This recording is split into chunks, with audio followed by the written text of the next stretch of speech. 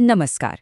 आज के इस एक्सप्लेनर सेशन में हम एक ऐसी चीज की बात करेंगे जिसके बिना अर्थ पर लाइफ का एग्जिस्टेंस सोचना भी नामुमकिन है। आज हम अर्थ्स एटमॉस्फेयर यानी पृथ्वी के वायुमंडल की एक डीप डाइव करेंगे।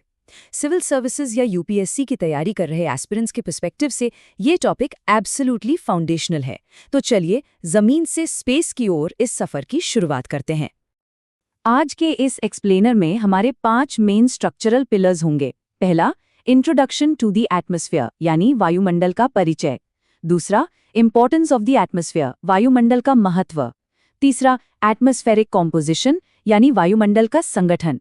चौथा, ट्रोपोस्फेयर और स्ट्रेटोस्फेयर यानी क्षोभ्यमंडल और समतापमंडल। और आखिरी पिलर होगा मेसोस्फेयर से एक्सोस्फेयर यानी मध्यमंडल से बहिरामंडल तक का सफर। ऑलराइट, लेट्स डाइव राइट इन।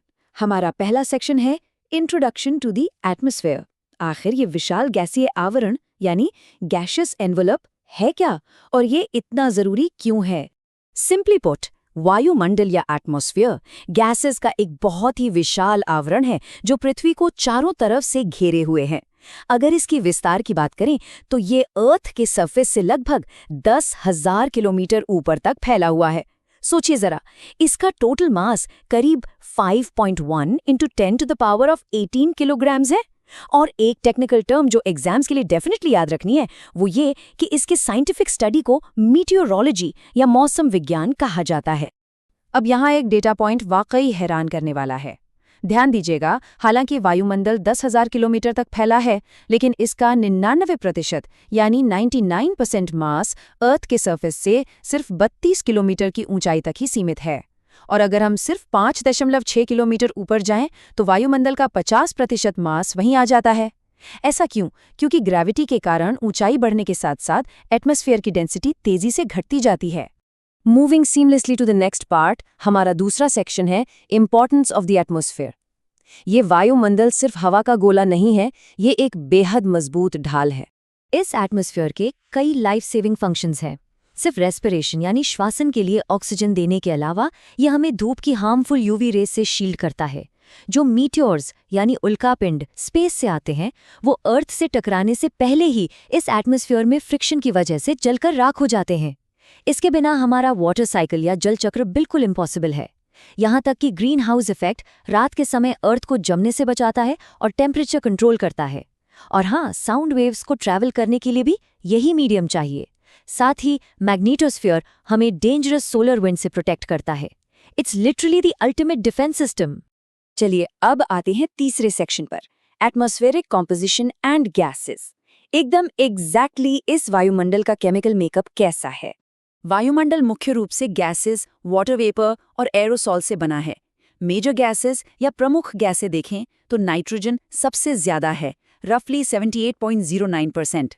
हालांकि लिविंग ऑर्गेनिजम्स इसका डायरेक्ट यूज नहीं करते, पर ये ऑक्सीजन को डाइल्यूट करती है और प्रोटीन सिंथेसिस में मदद करती है। उसके बाद ऑक्सीजन है करीब 20.95%, जो रेस्पिरेशन के लिए एब्सोल्यूट मस्ट है। तीसरे नंबर पर आर्गॉन है लगभग 0.93%, और फिर आती है कार्बन डाइऑक्साइड अराउंड 0.04%। ये CO2 ग्रीन हाउस इफेक्ट और प्लांट्स के फोटोसिंथेसिस के लिए बहुत जरूरी है। एग्जाम्स के पर्सपेक्टिव से एक बहुत ही क्रूशियल कैटेगराइजेशन है constant gases versus variable gases. स्थिर गैसें यानी कांस्टेंट गैसेस जैसे नाइट्रोजन, ऑक्सीजन और आर्गॉन की मात्रा वायुमंडल में जनरली सेम रहती है, लेकिन परिवर्तनशील गैसें यानी वेरिएबल गैसेस जैसे carbon dioxide, water vapour, ozone और मीथेन की मात्रा टाइम और लोकेशन के हिसाब से बदलती रहती है। ये डिफरेंस याद रखना बहुत जरूरी है। अब गैसेस के अलावा वाटर वेपर और डस्ट या एरोसॉल्स का भी बड़ा इंपॉर्टेंट रोल है। वाटर वेपर यानी जलवाष्प की मात्रा 0 से 4% तक हो सकती है। ये ट्रॉपिक्स में मैक्सिमम होती है और हाइट के साथ तेजी से कम होती जाती है। दूसरी तरफ धूल और एरोसॉल्स कॉन्डेंसेशन न्यूक्लियाई यानी संघनन नाभिक का काम करते हैं। इन्हीं की वजह से क्लाउड्स बनते हैं, और सबसे मजेदार बात, ये सनलाइट की स्कैटरिंग करते हैं, जिससे आकाश हमें नीला दिखाई देता है। यहाँ से हमारा सफ़र एक बहुत ही इंटरेस्टिंग फिजिकल असेंट लेता है। चौथा सेक्शन है ट्रोपोस्फेयर एंड स्ट्रेटोस्फेयर लेयर्स। जमीन से ऊपर आसमान की तरफ चलते हैं। टेम्परेचर प्रोफाइल के आधार पर वायुमंडल को 5 मेजर परतों में बांटा गया है। पहली लेयर है ट्रोपोस्फेयर, उसके बाद स्ट्रेटोस्फेयर, फिर मेसोस्फेयर, चौथी थर्मोस्फीयर और सबसे आखिर में एग्जोस्फीयर। चलिए एक एक करके इनके बारे में डिटेल्स जानते हैं। ग्राउंड जीरो से स्टार्ट करते हैं, ट्रोपोस्फेयर यानी क्षोभमंडल से। ये 0 से 12 किलोमीटर तक फैला है। हालांकि इक्वेटर पर इसकी हाइट 18 किलोमीटर और पोल्स पर 8 किलोमीटर तक होती है। इसे वेदर स्फीयर भी कहते हैं और ये सबसे जरूरी इसलिए है क्योंकि एटमॉस्फेयर का 75 से 80% मास यहीं मौजूद है। यहाँ कन्वेक्शन करंट्स चलती हैं और बादल, बारिश, तूफान जैसी सारी वेदर इवेंट्स इसी लेयर में होती हैं। यहाँ तक कि कमर्शियल फ्लाइट्स भी यहीं उड़ती हैं। इसकी अपर बाउंड्री को ट्रोपोपॉज कहते हैं, जहाँ टेम्परेचर -57 डिग्री सेल्सियस तक ड्रॉप हो जाता है। ट्रोपोस्फीयर के अंदर एक स्पेसिफिक फिनोमिनन होता है जिसे नॉर्मल लैप्स रेट या सामान्य ह्रास दर कहा जाता है। जैसे जैसे इस लेयर में एल्टीट्यूड बढ़ता है, टेम्परेचर घटने लगता है और ये ड्रॉप एग्जैक्टली 6.5 डिग्री सेल्सियस होता है हर 1000 मीटर्स यानी 1 किलोमीटर की ऊंचाई पर।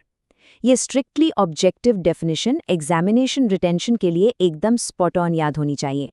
ट्रोपोस्फेयर को क्रॉस करने के बाद हम एंटर करते हैं स्ट्रेटोस्फेयर यानी समताप मंडल में। ये 12 से 50 किलोमीटर तक फैला है। इसकी खासियत ये है कि शुरू में यहाँ टेम्परेचर स्टेबल रहता है और फिर बढ़कर लगभग 0 डिग्री सेल्सियस तक आ जाता है। यहाँ वेदर बिल्कुल शांत होता है, इसीलिए ये हाई एल्टीट्यूड फ्लाइट्स के लिए परफेक्ट जोन है। और हाँ, कभी-कभी यहाँ बेहद रेयर और खूबसूरत नेक्रियस क्लाउड्स भी बनते हैं, जिन्हें मदर ऑफ पर्ल क्लाउड्स भी कहा जाता है। स्ट्रेटोस्फीयर की सबसे क्रिटिकल प्रॉपर्टी है इसकी ओजोन लेयर यानी ओजोन परत। ये 15 से 35 किलोमीटर के बीच है, पर इसका मैक्सिमम कॉन्सेंट्रेशन 25 किलोमीटर पर मिलता है। इसका मेन काम है सूरज से आने वाली डेंजरस UVA, UVB और UVC रेज को एब्जॉर्ब करना। लेकिन क्लोरोफ्लोरोकार्बन्स यानी CFCs के कारण इस ओजोन लेयर में डिप्लीशन हो रहा था। इसे रोकने के लिए ही 1987 में हिस्टोरिक मॉन्ट्रियल प्रोटोकॉल साइन किया गया था। ये ओजोन परत को बचाने का एक बहुत बड़ा ग्लोबल कदम था। अब हम अपने आखिरी और 5वें सेक्शन की तरफ बढ़ते हैं, मीजोस्फीयर टू द एक्सोस्फीयर। यहाँ से हम अपर एटमॉस्फेयर में एंटर करेंगे, जहाँ फिजिक्स के रूल्स आम स्पेस के रूल्स के साथ ब्लेंड होने लगते हैं। स्ट्रेटोस्फीयर के ठीक ऊपर है मेसोस्फीयर यानी मध्यमंडल, जो 50 से 80 किलोमीटर की ऊंचाई तक है। ये वायुमंडल की सबसे ठंडी लेयर है, जहां टेम्परेचर -90 डिग्री सेल्सियस तक चला जाता है। और याद है, जो मीटियोर्स हमने पहले डिस्कस किए थे, वो इसी परत में आकर जलकर नष्ट होते हैं। इसके एकदम कॉन्ट्रास्ट में 80 से 700 किलोमीटर तक थर्मोस्फीयर या तापमंडल है। यहाँ टेम्परेचर अचानक से बढ़कर 1500 डिग्री सेल्सियस से भी ऊपर चला जाता है। इसी रीजन में आयोनोस्फीयर मौजूद है और जो इंटरनेशनल स्पेस स्टेशन है वो भी यहीं ऑर्बिट करता है। हालांकि यहाँ गैस इतनी पतली होती है कि उस भयानक गर्मी का फिजिकल अनुभव नहीं होता। थर्मोस्फीयर में एक ऐसी चमत्कारी और सिनेमैटिक विजुअल फिनोमेनॉन होती हैं जिसे ऑरोरा या ध्रुवीय ज्योति कहते हैं। होता ये है कि जब सोलर विंड यानी सौर वायु के चार्ज्ड पार्टिकल्स आयोनोस्फीयर की गैसेस से आकर टकराते हैं, तब आसमान में बेहद कलरफुल रोशनियां पैदा होती हैं। नॉर्दर्न हेमिस्फीयर में इस स्पेक्टेक्युलर लाइट शो को ऑरोरा बोरियलिस कहते हैं और सदर्न हेमिस्फीयर में ऑरोरा ऑस्ट्रेलिस। जब पार्टिकल्स ऑक्सीजन से टकराते हैं तो हरा रंग बनता है और नाइट्रोजन के साथ टकराने से लाल रंग उत्पन्न होता है। और अब हमारी एटमॉस्फेरिक जर्नी का अल्टीमेट पड़ाव आ गया है, एक्सोस्फेयर यानी बाह्यमंडल। ये 700 से लगभग 10,000 किलोमीटर तक फैला है। यहाँ पाते आते गैसेस अत्यंत विरल यानी एक्सट्रीमली थिन हो जाती हैं। मेन रूप से सिर्फ हाइड्रोजन और हीलियम बचती हैं। इस लेयर के बाद से ट्रेस गैसेस धीरे धीरे डीप स्पेस में लीक हो जाती हैं। यहीं पर अर्थ का मैग्नेटोस्फीयर और मैग्नेटिक शील्डिंग देने वाले वैन एलन रेडिएशन बेल्ट स्थित हैं, जो आगे डीप स्पेस की रेडिएशन से हमारी रक्षा करते हैं। हमने देखा कि वायुमंडल की इन 5 परतों के बीच एक कितना आश्चर्यजनक और डेलिकेट बैलेंस बना हुआ है। लेकिन इस एक्सप्लेनर को खत्म करने से पहले एक बड़ा सवाल जो डीपली सोचने पर मजबूर करता है। इंडस्ट्रियल रेवोल्यूशन से पहले हमारे एटमॉस्फेयर में कार्बन डाइऑक्साइड की मात्रा 280 ppm यानी पार्ट्स पर मिलियन थी, और आज ये 420 ppm हो चुकी है। तो सोचिए जरा, तेजी से बढ़ती हुई ये वेरिएबल गैस हमारे सदियों पुराने स्थिर एटमॉस्फेरिक बैलेंस को आखिर कैसे बदलेगी? इसका हमारे क्लाइमेट पर क्या अल्टीमेट असर होगा? इस टॉपिक पर विचार जरूर कीजिएगा। आज के इस सेशन में बस इतना ही। इन फैक्ट्स को रिवाइज करते रहिए और नया सीखते रहिए।